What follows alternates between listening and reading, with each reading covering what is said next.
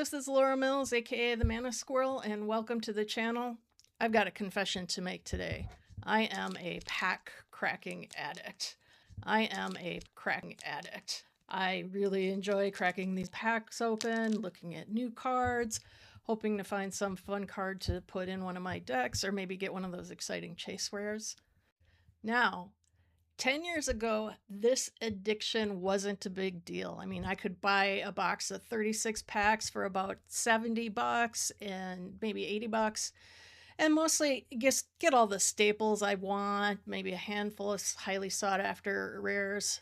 And you know, with only 3 or 4 sets a year, it was easy to justify that pack cracking habit. But now we've got so many cards in a set, so many sets, so many expensive sets, and so few chase rares in a set that most of my pack cracking feels kind of like this.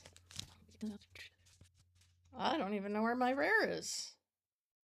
Ugh, that's only a bad rare. Oof, that wasn't worth $5 at all. That was a waste. So, too many moments like this, and honestly, I've mostly sworn off buying packs. Buying boxes and cracking packs isn't any better nowadays, too. Like, I went all in on Final Fantasy, spent the money, $140 to get a box of 30 packs, not even 36, because there's so many cool rares and high value cards that I thought I could get. I figured I could get 1 or 2, make it worth the $140. Opened the whole box, and this was the most expensive rare I got, and that's Lightning Army of One. And you know what I didn't get? Because usually if I do a box, I'm like, well, at least I can get staples. I didn't get this card, which is an uncommon, and I didn't get this card, which is also an uncommon.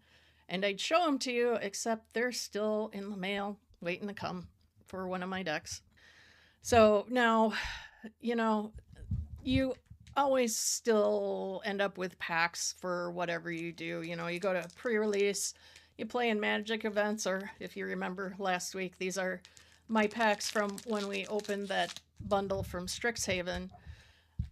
But even if you get prize packs that you didn't buy and you open them and you get a crappy rare and nothing exciting in it, it still just feels as bad. So yeah, there are people who like save their packs to host their own draft or play sealed with friends. But if you're a pack cracker addict like me, yet you just can't wait that long. You're really itching. I can't believe I haven't opened these yet. So in order to satisfy my own addiction and any of you other pack crackers out there and minimize that propensity to be disappointed, I started sort of playing a game with solitaire with my packs that I'd like to share with you all. Okay, so the way we start this game is we need 3 packs in order to play this solitaire. And the version of this solitaire is called Klondike Solitaire. So the first thing I want you to do is open the 3 packs and then take out, don't look at them, but take out any tokens, leave whatever land is in there. And then what we're going to do is, once we take out all the tokens, is we're going to shuffle these packs together. Again, not looking at any of this stuff. Let's get the last one open. And then let's get all those shuffled together as best we can. And so what we're going to do, like we do with Klondike Solitaire, is we're going to lay out 7 cards face up at the top. So we're going to start like you'd usually row 1, 2, 3, 4, 5, 6, 7. Then we flip the next one. 1, 2, 3, 4, 5, 6, and then going through till we get everything on the table. All right, and I want to talk about lands. Lands are actually freebies, and I'll tell you what that means in a minute here. The goal is to put from lowest mana cost in a color to highest mana cost in a color up at the top.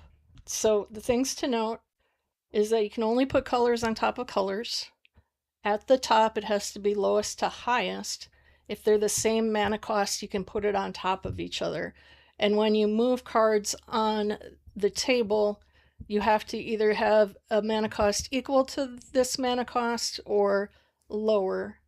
So in this case, lands are freebies. That means you can just take them off and move them.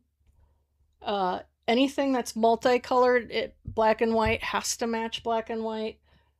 Blue and green has to match blue and green. And the strategy to this is if you know the set pretty well, for example, this blue and green is 3 colorless and a blue and a green. And if you know the set has almost no lower casting costs of that combination of colors, then you can just set it up and put it at the top, risk having something be lower casting costs. So we can start off right away. The swamp goes away. That's just a freebie for us. And now we have a Rancorous Archaic, which has a mana value of 5.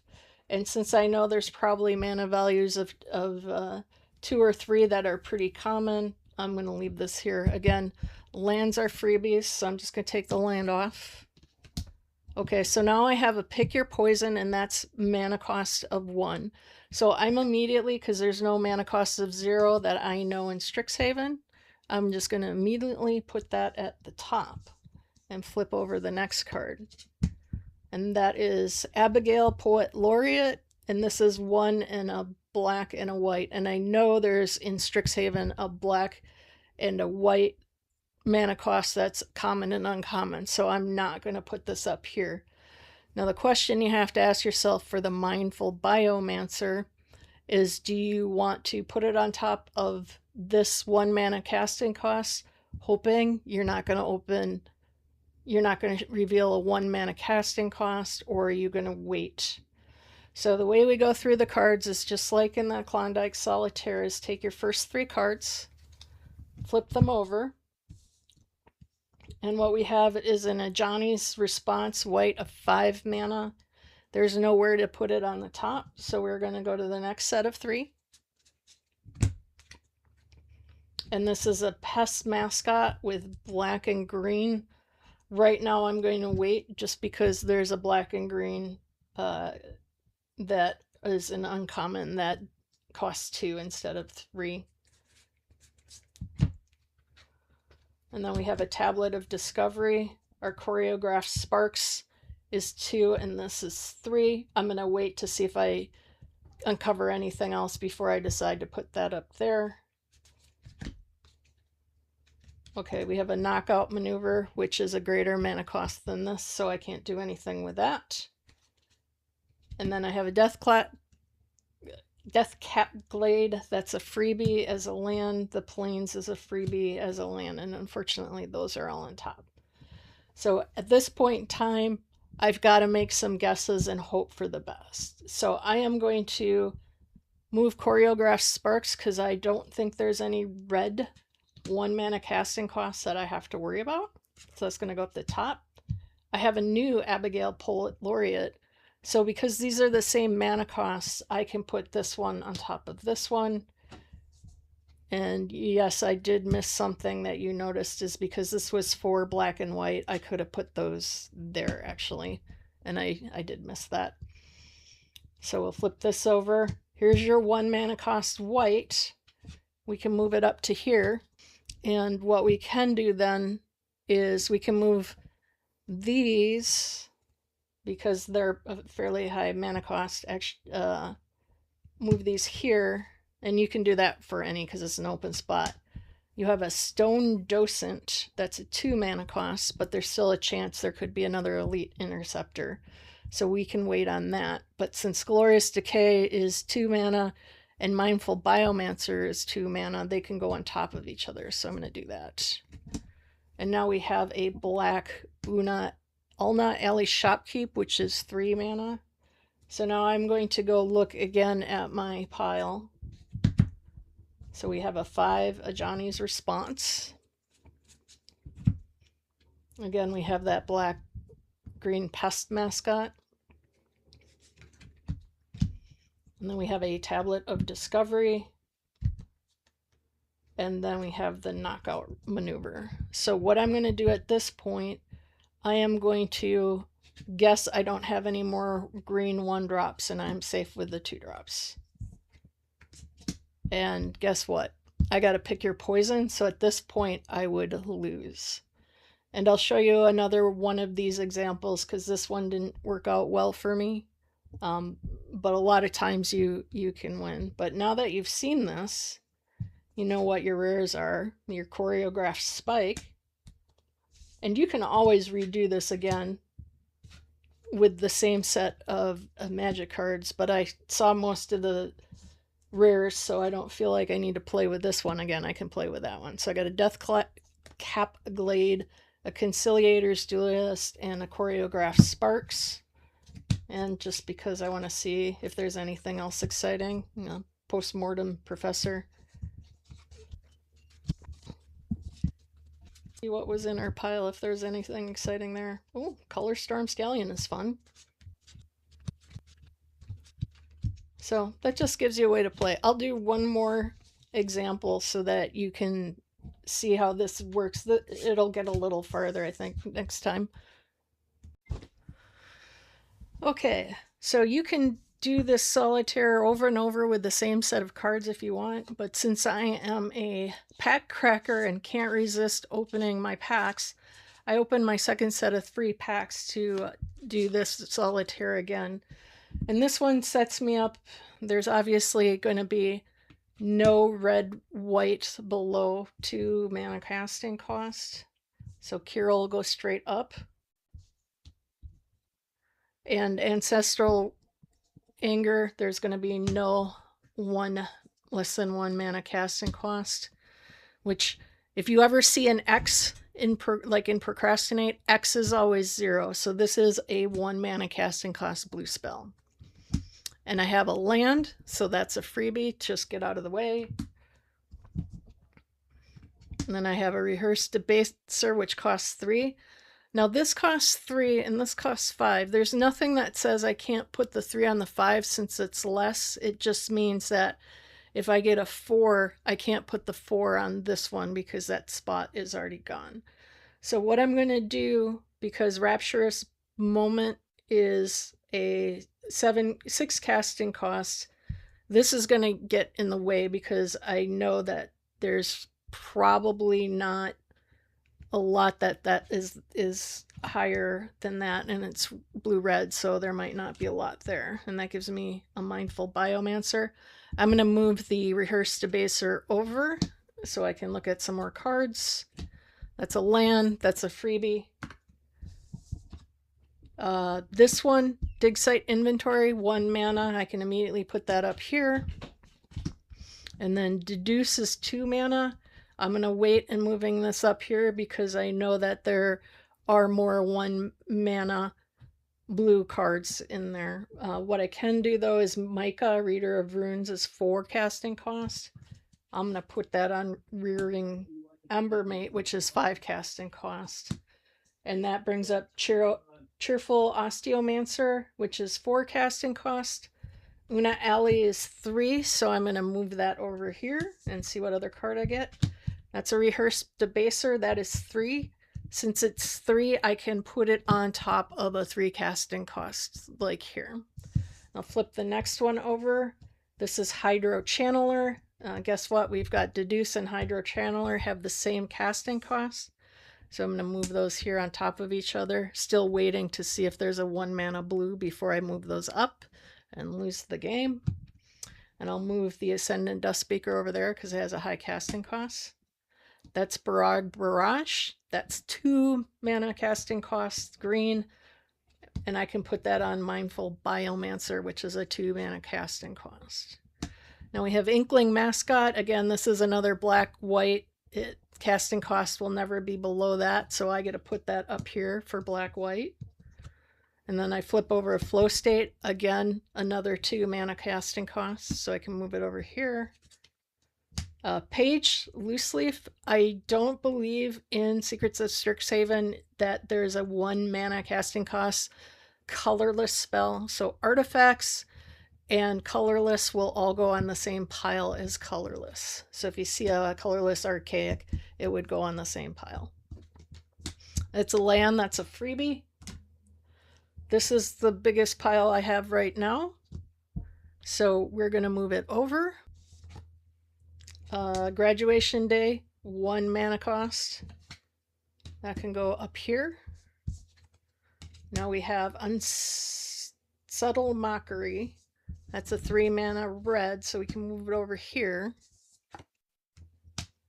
And this is a 4 blue mana casting cost. So what I'm going to do is move these over here. And since there's only 1 card on this pile, is I can move this over here. And that's a 2 mana black card, so I can move it over here. And I'm going to move these 2 greens up. And this one's 4 mana, so I'm going to move these 2 mana costs because it costs less than the 4 mana here. And then move this over. And then we have a 6 mana casting cost. Let me move this here. Now, this was pretty lucky to get all of those open, but guess what? We still have our pile of 3 cards that we need to get through as well. And you can't, since we do every 3 cards, you can't look at the cards below this. So you have to work based on that. So this is a 3 mana black Maseo. And I could put it here, but I want to see what else it is because it's 3 casting costs. So I can't put it on here. And I don't necessarily know if I have a 1 casting cost black yet, or can guess if I have a 1 casting cost black. So I'm going to go to my next 3 cards. This is 2 mana casting cost for Infirmary Healer. So I'm going to just put that there. This is what I needed Studio first year. That goes up here. We have another 3 mana casting cost, so I'm waiting. There may be more 1 mana casting cost screens or 2 mana, so I'm just going to wait. Pongify, 1 mana casting cost. And then Swamp is a freebie. My Hydro Channeler is 2, so I'm going to move it over here. I'll leave Cost of Brilliance alone for now. And we have Dina's Guidance, and we don't have a black-green yet, so what I'm going to do is move the black-green here for now, just to see if we have any more black-green on the pile where I can use it. Okay, so we have a Leech Collector at 2 mana, which we can move here. Now this Dismember, notice it has 2 Phyrexian mana on it. The Phyrexian mana is not 0 casting cost. This thing will cost 3 mana if it has Phyrexian mana in it. So now we still have cards left to get through. So we have our friend Maseo still. And then we have Imperious Ink Mage and Dismember. So we don't know exactly what's still below a couple of those, but I'm gonna do a risk here and guess that there's no black 1-drop so that I can get those 3 casting cost blacks off the table and see what's below them. So I'm gonna put that here. I'm gonna wait on the Imperious Dust Mage to make sure there's no other black and whites hiding. So this member has 3 mana costs, so I'm going to put Moseo on top of it. Stress Dream has 5, which will go on top of Rapturous Moment.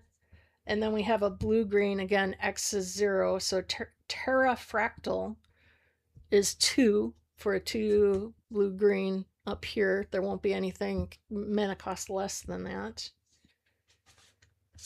And then what we have left, I'm going to guess that there's no black-white left after this one and just put it here. Charging Strife Knight fits right here, and then Cost of Brilliance will be here. And if you want to play it all the way through, you can just play everything on top. So those are 2, 3, 3, 3, 3, 4, 6, 2, 2, 2, 4, This one's the only black green, so I'll just put that there. Red is 5, and then 6. I'm sorry, blue red is 5, 6. Red is 3, 3, 4, 5, and then blue is 2, 2, 2, 2, and 4. And look, we won. Now, if you ask me what the rares are, they're probably not exciting because I didn't see any that stood out to me. So if you could imagine opening these packs and seeing nothing exciting as rares, that would have been disappointing, but at least you got to play a game. And I found Pongify as one of the rares. And what is the other rares? Oh, Dismember. Yeah, I guess that's a good card. Moscow didn't even register on me. And Postmortem Professor is not that exciting. We do have Dina's Guidance, which is kind of nice. And so, at least you got to play a game. I hope you enjoyed learning that game and also noticing all the better moves I could have made during those 2 examples. So I just want to say, the next time, don't crack your packs and be disappointed. Have a little fun and play with your packs. Until next time.